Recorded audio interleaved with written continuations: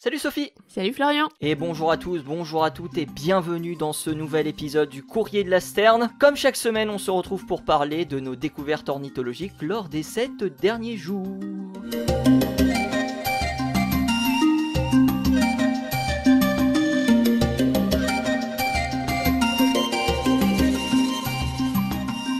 Comment ça va Sophie ? Eh bien, aussi bien que la semaine dernière à la même heure. Enregistré à la même heure la semaine dernière ? À peu près, je crois. Non, si. Si. Enregistré pas dimanche ? Je sais plus. C'était... Je sais plus. Oh Les là là. épisodes se suivent et ne se ressemblent. Et se ressemblent. Non, ne se ressemblent pas. C'est ça le but de l'émission. Hein, heureusement qu'on est censé parler de sujets différents, effectivement. Quoique, avec mon sujet, on peut se poser la question. Ah, oui. Alors tu nous parles de quoi aujourd'hui ? Eh ben, je vais vous parler à nouveau de grippe aviaire. Oh bah tiens donc, ça fait longtemps. On a déjà parlé de ça. Je vais vous parler du virus H5N2 qui a été détecté au Mexique. Ça a fait la une de la presse il y a quelques jours, avec le premier cas de décès à cause de ce virus au Mexique. Mais on va quand même essayer de décortiquer un petit peu tout ça, voir ce qui est effectivement problématique et voir ce qui l'est un peu moins.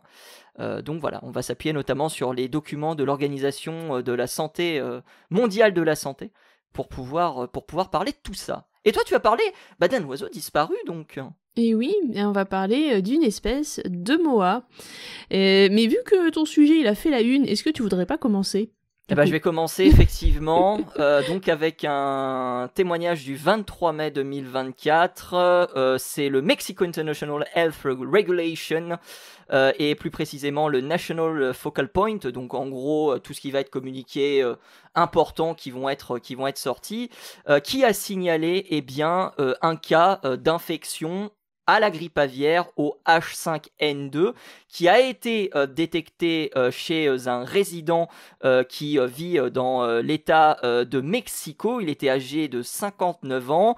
Il a été hospitalisé à Mexico et il est malheureusement décédé. Un décès qui est intervenu le 24 avril, donc le temps évidemment que l'on mette en place tous les différents dossiers, le temps qu'on ait aussi la possibilité de traiter toutes les personnes qui ont été en contact avec cette personne, ça prend du temps et c'est pour ça que cet article a été remonté uniquement il y a quelques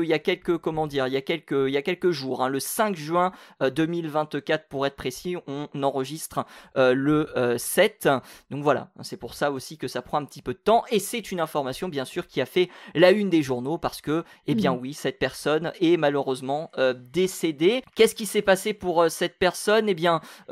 Pendant à peu près 3-4 semaines, elle a eu pas mal de soucis de santé, de la fièvre, des essoufflements, de la diarrhée, des nausées et un malaise. Et cette personne a été transportée à l'hôpital le 24 avril dernier, donc à l'Ismael Cosio Villages pour y être hospitalisée. Et malheureusement, cette personne est décédée. Alors, maintenant que cette personne est décédée, il faut déterminer si effectivement cette fameuse souche virale H5N2, elle est responsable du décès de la personne. Donc qu'est-ce qui s'est passé ? On va réaliser bien évidemment divers types de tests, des séquençages en laboratoire pour déterminer évidemment s'il y a un lien, et il s'est avéré que l'échantillon qui a été envoyé était positif au virus H5N2. Le 20 mai, on a fait d'autres tests qui ont eux aussi donné un résultat positif à la grippe A et plus précisément donc au virus H5N2, grippe A bien évidemment pour grippe aviaire. Mais je vous l'ai dit, il y a aussi 17 autres personnes qui ont été cas contact et qui ont dû être également testées pour savoir si le virus se transmet de personne à personne. L'objectif étant évidemment de savoir si celui-ci peut être pathogène ou pas. Et il s'est avéré que sur les 17 personnes qui ont été testées, tous les résultats se sont révélés négatifs, à la fois pour la grippe A, mais aussi pour la Covid, parce que les symptômes étant assez finalement proches de ceux de la Covid, on aurait pu aussi effectivement considérer qu'il pouvait s'agir d'une transmission ou d'un décès lié à la Covid-19. Ça ne veut pas dire forcément que les personnes n'avaient pas des soucis de santé légers. Il y a par exemple des personnes qui ont eu des écoulements nasaux. Il y a une personne qui a eu un écoulement nasal. C'est des données qui sont très importantes à prendre en considération. Mais voilà, ces personnes ont été identifiées et sur les différents résultats qui ont été donnés, on n'avait que des résultats négatifs pour à la fois la Covid, pour la grippe aviaire A et l'influenza B. Ça, c'est des tests de PCR qui ont été réalisés. Alors, ce qui est assez intéressant, c'est que cette source H5N2, elle a été détectée en mars 2024 dans un foyer à Texcoco. On est à nouveau dans l'état du Mexique et on est toujours dans l'état du Mexique avec un autre foyer qui avait été détecté, et c'est la première fois que l'on a ce cas d'influenza aviaire d'H5N2 qui est détecté chez une personne et que cette personne finit par décédé. Néanmoins, l'Organisation nationale de la santé se veut rassurante, contrairement à tout ce que j'ai pu voir sur les réseaux sociaux, parce que l'information va vite et on n'a parfois pas le temps de la traiter. Tu sais ce que c'est malheureusement, Sophie. Ils ont décrit que la circulation du virus H5N2 était déjà faiblement pathogène, qu'il y avait un rapport d'ailleurs qui avait été publié en 2022 qui n'est malheureusement pas accessible en ligne. Il est listé dans les différentes sources fournies par l'Organisation mondiale de la santé. Mais voilà, ce sont des cas que l'on prend évidemment très au sérieux, et on parle du virus H5N2, mais il faut savoir que un autre virus, cette fois-ci le H5N1, a fait lui aussi parler, puisque aux alentours de mars-avril dernier, ce virus a été signalé aux États-Unis parmi des millions de vaches laitières du pays, et 220 personnes ont fait l'objet d'une surveillance. 30 ont été testés, mais encore une fois, il n'y a eu aucun de cas. Le virus H5N1, je lis le communiqué des Nations Unies, n'a jusqu'à présent montré aucun signe d'adaptation permettant une transmission d'humain à humain, a déclaré mercredi l'Agence des Nations Unies. C'était le 9 mai dernier, même s'il faut bien évidemment faire appel à une surveillance continue pour évidemment prendre le pied sur une possible expansion de celui-ci. Aussi, un autre point assez intéressant, c'est que on a remarqué que les tests préliminaires montraient que la pasteurisation tuait le virus. Donc la pasteurisation, c'est ce processus qui permet de réduire le nombre de micro-organismes qui sont présents dans le lait par un traitement thermique. Ces virus ou ces bactéries, en tout cas ces micro-organismes, sont visiblement éliminés par la pasteurisation, et c'est pour ça que le risque pour la santé a été considéré faible par l'Organisation des Nations Unies. Néanmoins, et je tiens à terminer là-dessus, puisque il y a à peu près 24 heures, le secrétaire à la santé, Jorge Alcocer, donc secrétaire à la santé bien évidemment au Mexique, a nié les conclusions du rapport de l'Organisation mondiale de la santé, et ce par un point assez intéressant qui n'est pas précisé par le communiqué de l'OMS, puisque il n'y est pas fait mention de l'état de santé du monsieur qui est décédé à l'âge de 59 ans. On sait qu'il n'est pas rentré en contact avec des volailles. D'ailleurs, je ne sais pas si je l'ai dit, mais effectivement, il n'est pas rentré en contact avec des volailles. Mais il faut savoir que son état de santé était particulièrement préoccupant, puisque cette personne souffrait de diabète de type 2 et avait des problèmes de pancréas. Donc l'un dans l'autre, on peut se demander si effectivement tout cela a permis, ou plutôt a a fait en sorte que cette personne finalement décède du virus, ou si c'est finalement quelque chose d'extérieur et que le virus était juste présent ici en facteur non aggravant. Donc voilà, Jorge Alcocer qui a également pris la parole, c'était il y a à peu près 24 heures au moment où on parle dans cette émission. Mais voilà un petit peu pour resituer, parce que beaucoup se disent oh mon Dieu, on est encore reparti pour une épidémie. Non, pour l'instant, rien du tout. On a une transmission qui est faible, voire quasiment inexistante, comme les différents chiffres de l'OMS le montrent, d'humain à humain, parce que c'est toujours ça qu'on analyse, d'humain à humain. Et eh bien, il faut bien évidemment se montrer prudent. On rappelle les gestes, et tu les rappelleras, Sophie, d'ici quelques instants. On reste quand même sur quelque chose qui présente un faible risque de pathogénicité, si mes souvenirs sont bons pour le mot, par rapport à cette nouvelle souche du virus de la grippe aviaire. Exactement. Et d'ailleurs, en parlant de grippe aviaire, alors j'avais lu en passant très vite, mais c'est vrai que je ne m'étais pas attardée sur le sujet. Il semblerait qu'il y ait des vaccins qui soient mis en route récemment, donc et disponibles. Et est-ce que je sais pas si t'en sais un peu plus. On en avait parlé dans l'épisode qu'on avait fait sur la grippe aviaire, Sophie. C'était, je crois, en septembre ou en octobre dernier, où le gouvernement français avait justement autorisé les campagnes de vaccination pour les volailles. Je crois que c'était 20 millions de volailles qui étaient concernées par cette vaccination. Pour les humains, pour l'instant, en tout cas pour H5N2, aucun traitement n'existe. Ça c'est sûr. Pour H5N1, je ne sais pas du tout. D'accord. Voilà. Parce que visiblement, ils commencent à considérer donc des plateformes vaccinales pour la grippe aviaire pour les humains, cette fois-ci, pas seulement parce que pour les oiseaux, c'est vrai que ça existe, mais pour les humains, cette fois-ci, on est parti. Et ils le considèrent d'autant plus d'autant plus urgemment qu'on a effectivement eu le Covid récemment, et que si jamais une autre zoonose telle que celle-là décide de passer à l'espèce humaine, eh bien on aurait besoin de quelque chose pour la contrôler. Et un vaccin, c'est encore le meilleur moyen de le faire. Donc je me demandais si tu avais des idées sur quelle souche de grippe aviaire ils avaient utilisé pour commencer ces recherches sur ce vaccin. Donc je sais pas.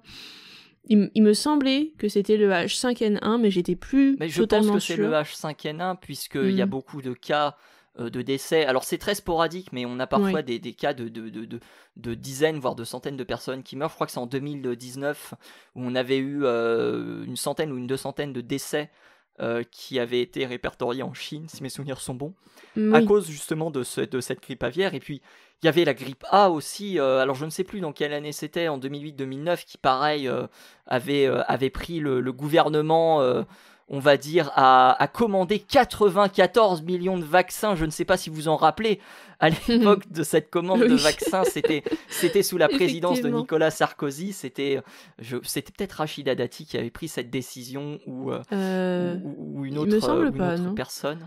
Non, c'était son nom m'échappe, je suis désolée, je suis nulle en politique. J'ai sa tête aussi, c'est pas Rachida Dati, c'est pas elle. Non, Rachida Dati, elle était ministre d'autre chose à l'époque, mais alors ministre de la Justice, je crois. Oui, mais attends, j'ai sa tête en plus. Ah zut. Elle était ministre de la Culture aussi. Oui, après, alors attends, zut. Oui, non, bah en plus, zut, bon, je retrouverai son nom. Éventuellement, mais ce sera votre défi, chers spectateurs et spectatrices, de nous retrouver chers auditeurs et chères auditrices, de retrouver le nom de cette personne qui va Roselyne Bachelot. Oui, désolé, Roselyne Bachelot. Voilà, ça y est, j'ai retrouvé le terme. J'ai retrouvé le nom. Voilà. Et Roselyne Bachelot avait commandé 94 millions de vaccins à l'époque pour la grippe A. Voilà. Donc je pense que le vaccin doit exister depuis pas mal de temps, et la source H5N2, comme je l'ai dit, elle est suivie depuis 2022, en tout cas un papier, donc elle est suivie déjà depuis pas mal de temps, mais il y a un papier qui a été sorti sur son tracking, qui est sorti en 2022 et qui est en source dans le papier de l'Organisation mondiale de la santé, mais malheureusement difficile à trouver sur le net. Voilà. D'accord. Et donc voilà, ne vous faites pas avoir par toutes les informations que vous pouvez voir sur les réseaux sociaux. parce que j'en ai vu des levées de boucliers, quand bien même les journalistes ont parfois très bien fait leur travail. Il faut le saluer parce que c'est très très facile de tomber dans le sensationnalisme, mais voilà, les réseaux sociaux vont très très vite, donc voilà, il faut un petit peu tempérer en rappelant aussi les faits. Et ces faits, vous pouvez les retrouver bien sûr très facilement sur internet. On vous fournira bien sûr les liens dans la description si vous souhaitez en savoir plus. Eh bien, merci. Pas de souci. Merci d'avoir mis un peu du clair, de l'ordre dans toutes ces informations qu'on voit passer et qui sont souvent un peu affolantes. Mais toujours, surtout depuis la Covid.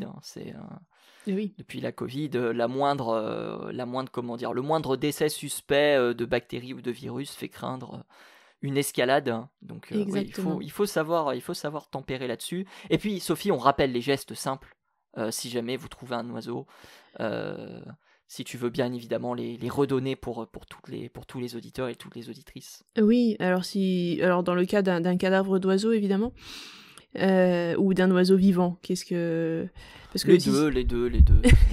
Alors si vous voyez que l'oiseau est encore vivant mais qu'il n'a pas l'air bien, il ne s'envole pas quand vous vous approchez, ou bien clairement son comportement n'est pas normal, eh bien vous appelez tout simplement le centre de sauvegarde de la vie sauvage qui est le plus proche de chez vous, et vous leur demandez comment faire. Ils vous guideront à travers tout le processus si besoin est. Évidemment, vous ne touchez pas l'oiseau directement. Si vous avez des gants, vous les mettez. Si vous avez besoin de l'apporter au centre de sauvegarde, ils vous diront certainement de le mettre dans un carton avec une serviette au fond et de s'arranger pour qu'il reste calme. Enfin, vous verrez bien. Mais en tous les cas, contactez quelqu'un, un spécialiste pour s'occuper de l'oiseau. Si vous avez un animal qui est mort, que vous trouvez sur la plage par exemple, mettons vous vous baladez, il y a un goéland qui est là, un cadavre, et bien évidemment vous ne le touchez pas, vous n'y mettez pas les doigts, ce sera encore mieux. Surtout si c'est la grippe aviaire, les symptômes, savoir si la carcasse est victime de la grippe aviaire ou pas, c'est très difficile comme ça sans faire les tests, donc vous ne le saurez pas. Du coup, vous essayez de ne pas le toucher de préférence, évitez que les autres personnes avec vous ne le touchent aussi, et tout simplement, si jamais vous avez besoin de le toucher parce qu'il est dans votre jardin pour le mettre quelque part, eh bien vous utilisez des gants et vous l'enfermez dans 2 sacs plastiques pour être bien sûr que ça ne s'en aille pas.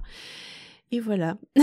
Voilà, et surtout, n'oubliez pas de contacter vos mairies si jamais effectivement vous êtes notamment sur un lieu public, parce que ce sont ensuite elles qui vont gérer toutes les précautions à prendre, fermeture de parc par exemple, si jamais l'oiseau est retrouvé dans un parc ou autre.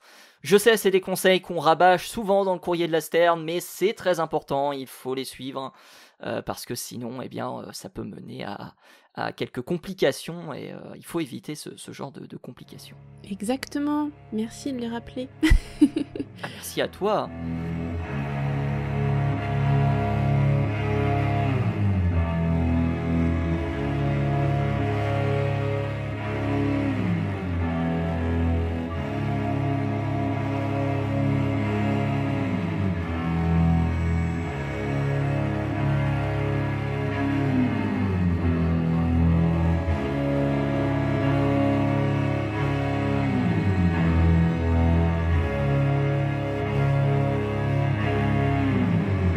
Bien, parlons maintenant d'un oiseau qui a disparu. Oh bah vite alors. Est-ce qu'on pourra le retrouver celui-là par contre, non? Mais Éric Buffetot a écrit un livre fantastique sur cet oiseau. Je ne sais pas si tu as eu l'occasion de le lire, qui s'appelle La poursuite de l'oiseau rock. Voilà. Éric Buffetot écrit toujours des livres fantastiques. Et oui, on le salue d'ailleurs s'il écoute le courrier de la Sterne. Exactement. Mais Éric Buffetot a écrit un livre fantastique qui parle entre autres de cet oiseau. Le Moa, du coup. Mais alors, qu'est-ce qu'il va nous dire, le Moa? Il dit pas grand-chose parce que le Moa n'est plus vivant depuis à peu près 700 ans. Pour ceux qui ne connaissent pas, donc, le Moa est un gros oiseau. Enfin, pour être beaucoup plus juste dans ce que je vais dire, ce n'est pas un oiseau, en réalité c'est un groupe d'oiseaux, vu qu'on a entre 9 et 11 espèces en fonction de à qui vous vous adressez évidemment, de Moa. Dernièrement on est plus autour de 9 espèces, avec peut-être quelques sous-espèces, mais enfin bon, vous savez à quel point ce genre de classification peut bouger assez rapidement. Mais en gros, c'est tout un groupe d'oiseaux qui sont éteints, qui vivaient donc il y a à peu près 700 ans, et ils vivaient en Nouvelle-Zélande. Et lorsque les Polynésiens sont arrivés en Nouvelle-Zélande, donc autour des années 1300, eh bien, ils ont tué les espèces de moas sur place en les chassant jusqu'à extinction, et ça a duré à peu près une petite centaine d'années. Et on a constaté dans les années 1440-1445 qu'il n'y avait plus aucun moa sur l'île et que leur prédateur naturel qui était sur l'île avait par là même disparu, vu qu'évidemment leur proie n'était plus là.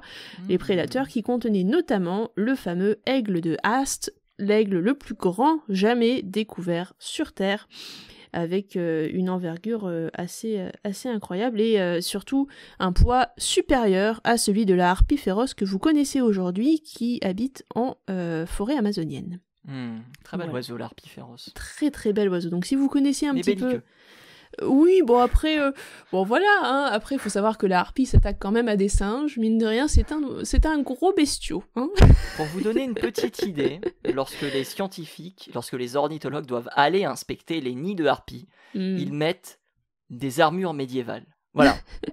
Ils mettent des côtes de mailles, ils mettent des casques en mailles, je vous assure. C'est pour donner une petite idée de la violence de l'oiseau. C'est ça, mais si vous avez l'occasion, n'hésitez pas à taper sous Google harpie féroce et vous verrez, surtout si vous avez l'occasion de voir une harpie à côté de son fauconnier, parce qu'il y a certains fauconniers qui sont assez fous pour avoir ce genre d'oiseau sur la main de temps en temps, et vous verrez qu'en fait lorsque la harpie se pose sur la main du fauconnier, elle ne se pose pas sur sa main, elle se pose sur d'un côté sa main et l'autre patte vient se reposer sur son épaule. Parce qu'il y a de la taille quand même, quasiment à côté. Donc en fait, ça vous donne un peu une idée de la taille de l'oiseau comparé à l'humain. C'est assez incroyable. Donc vous imaginez... On est loin du faucon cresserelle. Hein, Ah non, c'est pas du cresserelle, non. Donc vous imaginez l'aigle de Haast plus grand que ça. Voilà. On est vraiment sur une belle bête. Et donc cet aigle de Haast, malheureusement, ce qui l'a tué, c'est l'homme, hein, encore comme d'habitude, parce que indirectement, vu qu'on a tué ses proies, donc les moas, l'aigle n'a pas survécu. Mais aujourd'hui, on n'est pas là pour parler de l'aigle de Haast, on est là pour parler des moas, et plus précisément d'une des espèces de moas, alors pas la plus grande, vous connaissez certainement le moa géant qui avait été sur une gravure très très connue, que vous connaissez certainement de Sir Richard Owen, hein, si vous êtes sur la chaîne Entracte Science, vous connaissez le même associé. Donc Sir Richard Owen qui était...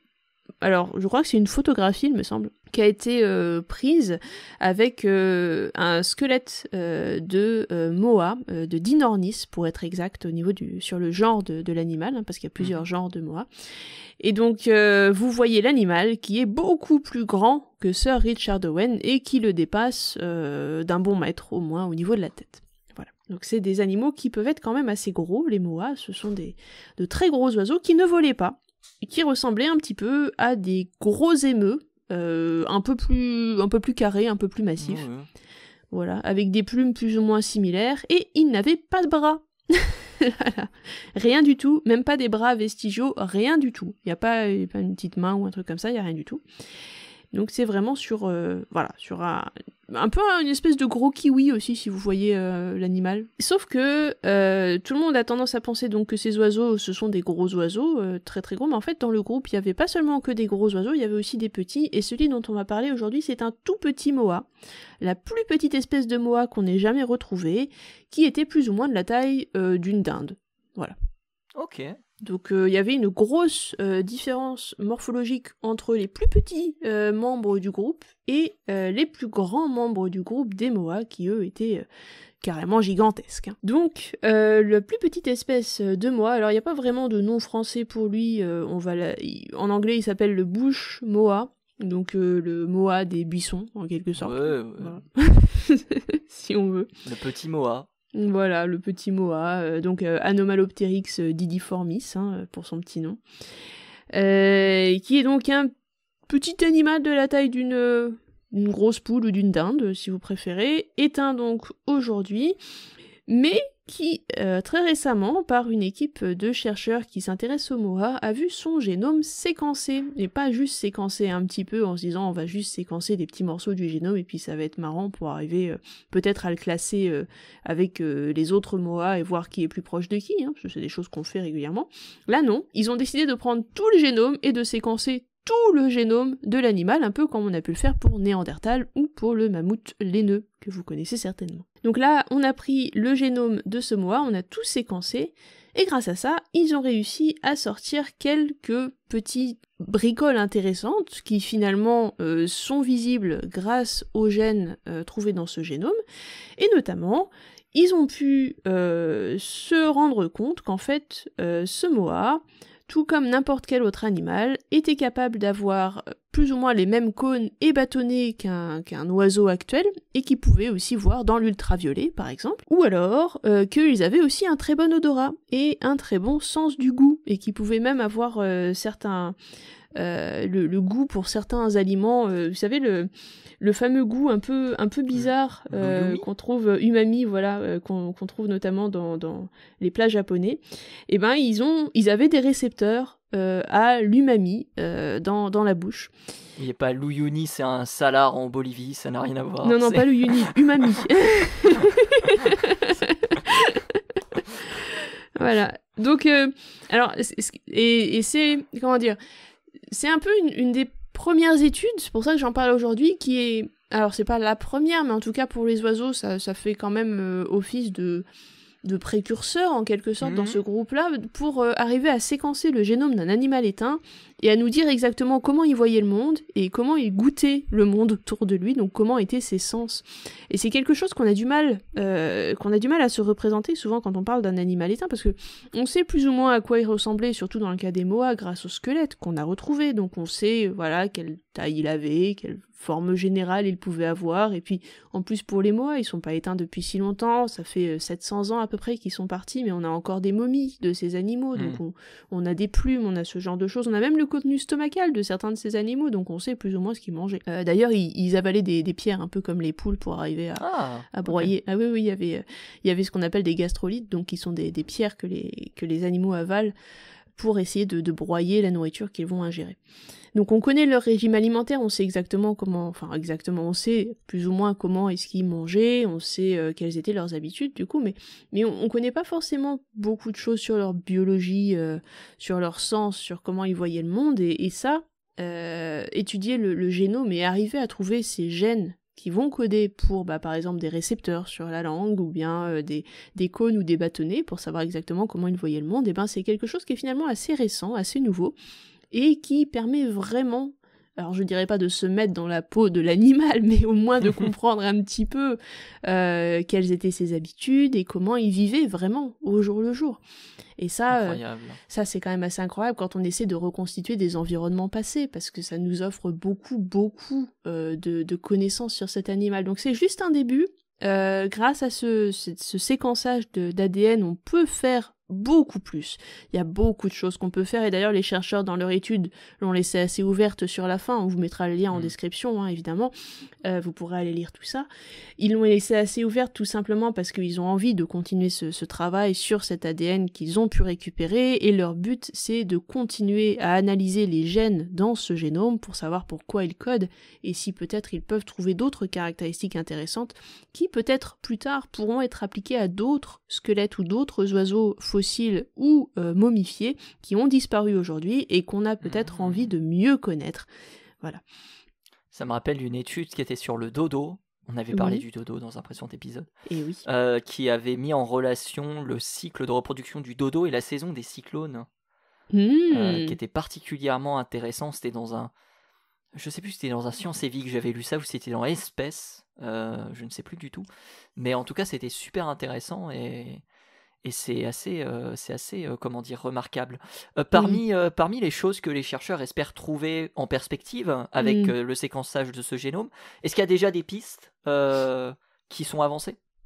Non, pas pour l'instant. C'est assez ouvert, vraiment. Donc, ils espèrent aussi... Alors, il y a une des pistes qui est ouverte aussi, qui est notamment la reconstruction phylogénétique, mais ça, c'est assez basique dans tout ce qu'on fait sur les études sur le génome chez tous les animaux en règle générale. C'est savoir qui est plus proche de qui est cousin avec qui est parent avec qui. Et l'évolution, en règle générale, de l'arbre de ces oiseaux, pour savoir comment est-ce que ça s'est formé, parce que je sais pas si vous le savez, et c'est vrai que j'en ai pas parlé au début, les moas, c'est un groupe d'oiseaux qui est assez bien connu, qui appartient à un groupe qu'on appelle les paléognates. Dans les paléognates, vous avez non seulement les moas, qui sont éteints, mais vous avez aussi des espèces comme les autruches, les réas, les tinamous, les oiseaux éléphants, qui sont les aepiornithiformes, qui vivaient à Madagascar, qui sont éteints eux aussi, les kiwis, les casoars, les émeus, bref, tous ces oiseaux qui sont parfois un peu spéciaux, qui sont généralement placés à la base de l'arbre phylogénétique des oiseaux, considérés comme une des plus anciennes lignées des oiseaux, qui a posé beaucoup de questions d'ailleurs au niveau phylogénique, parce qu'on s'est dit mais comment ça s'est passé, ils sont tous non volants, à part les tinamous qui vivent en Amérique, qui eux sont volants, qui d'ailleurs sont le plus proche cousin des moas. Et comment ça se fait que du coup on a les moas qui ne volent pas, qui sont en Nouvelle-Zélande, et on a les tinamous qui sont eux en Amérique du Nord ou Amérique centrale, et qui eux sont tout à fait capables de voler. Qu'est-ce qui s'est passé ici? Et du coup le reste des familles autour d'eux par contre ne volent pas. Par exemple vous avez les oiseaux éléphants qui sont incapables de voler aussi, qui étaient à Madagascar, et vous avez le kiwi, qui lui aussi est incapable de voler, mais qui lui par contre n'est pas du tout à Madagascar. On peut l'expliquer peut-être par l'isolement insulaire, un phénomène assez classique, qui permettrait justement d'expliquer pourquoi le tinamou vole, et pourquoi les autres ne volent pas, ou est-ce qu'il y a d'autres raisons? C'était une théorie qui était très en vogue précédemment, jusqu'à ce qu'on se rende compte qu'en fait, les paléognates ont divergé les uns des autres autour de l'Éocène, pour tout ce qui est moa et tinamou notamment. Et dans l'Éocène, donc dans cette période de temps qui est assez récente finalement, eh bien, on avait le monde qui était plus ou moins dans sa situation actuelle. Donc les îles étaient déjà là, les continents étaient plus ou moins déjà là, et avaient leur position actuelle.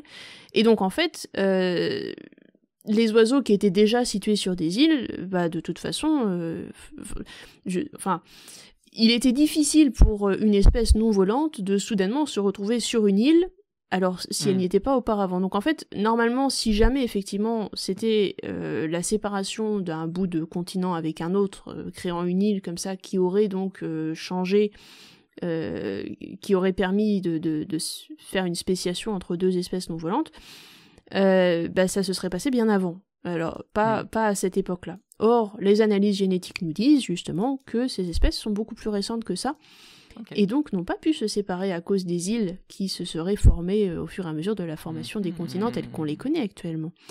Donc le mystère est resté entier jusqu'à récemment. Une étude...